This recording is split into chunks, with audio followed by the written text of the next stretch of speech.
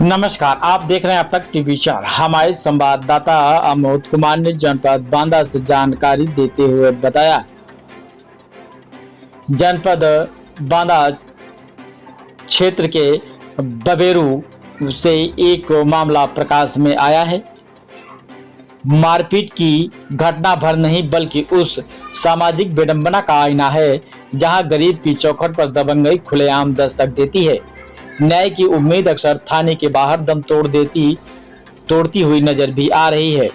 ग्राम मुरवल निवासी बाबू द्वारा पुलिस अधीक्षक को दिए गए शिकायती पत्र में जो आरोप लगाए गए हैं वो किसी सभ्य समाज के लिए गंभीर चिंता का विषय है। आरोप है कि शराब पीने के लिए 500 रुपए न देने पर कुछ दबंग रात के अंधेरे में घर तक आ पहुंचे। जब मांग पूरी नहीं हुई तो गाली गलौज से शुरू हुआ विवाद देखते ही देखते खूनी संघर्ष में बदल गया। कुल्हाड़ी और बर्छी जैसे हथियारों से हमला किए जाने का आरोप केवल हिंसा नहीं दर्शाता बल्कि यह उस मानसिकता को उजागर करता है जिसमें इंसानी जान की कीमत अहंकार और नशे से भी छोटी हो चुकी है।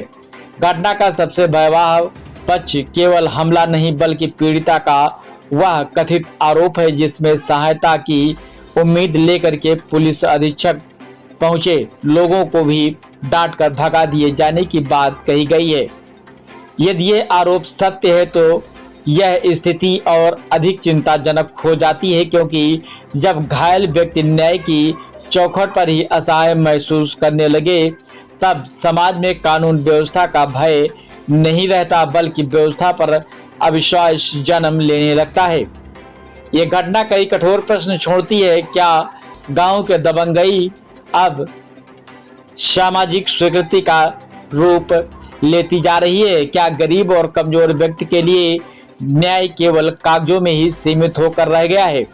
और अब सबसे बड़ा प्रश्न, क्या पुलिस व्यवस्था का उद्देश्य पीड़ित को सुरक्षा देना है या उसे निराश लौटाने का है?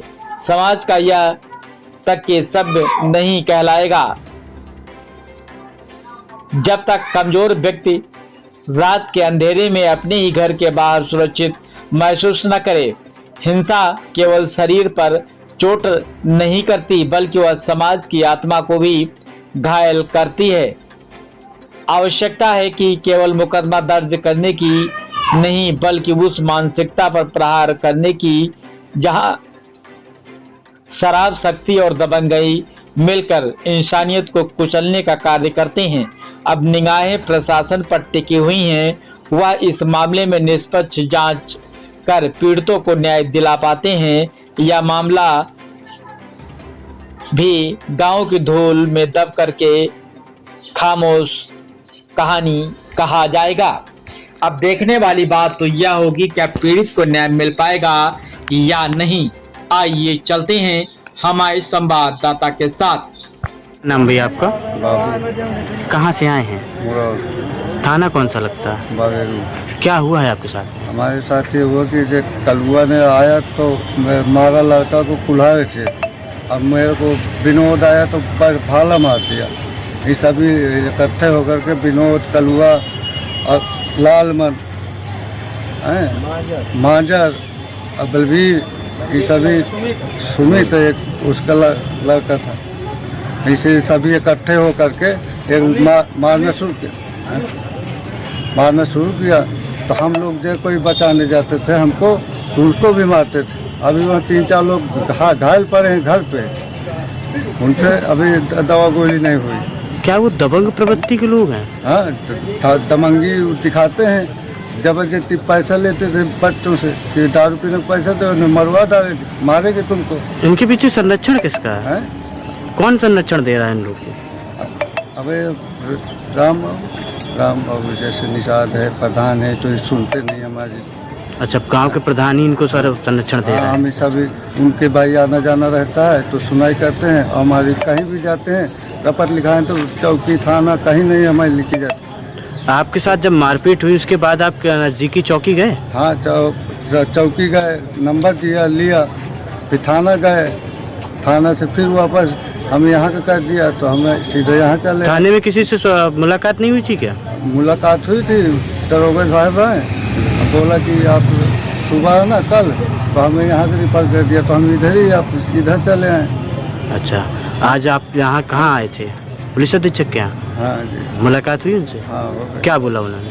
उन्होंने कहा कि फिर जाइए आप थाने, अच्छा, थाने जाइए, वहाँ दीजिए एप्लीकेशन और फिर हम देखेंगे कार्रवाई।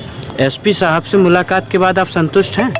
संतुष्ट क्यों नहीं, जब वो भेज रहे हैं तो हम थाने जा रहे हैं, फिर बबेरू।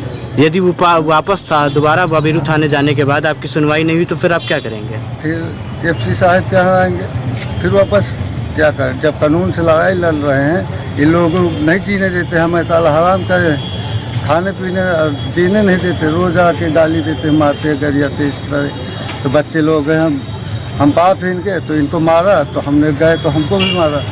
और 2-3 लोग वही पड़े, जो कोई जाता था काका भतीज इनके, तो उनको भी मारते थे। कुल्हाड़ी भाला बच्ची लेकर के हमारे दरवाजे को धमकी देते, घर में घुस के मारते, द्वार पर जाते हैं तो मारते। ऐसे लोग ऐसे हमारे साथ कर रहे हैं।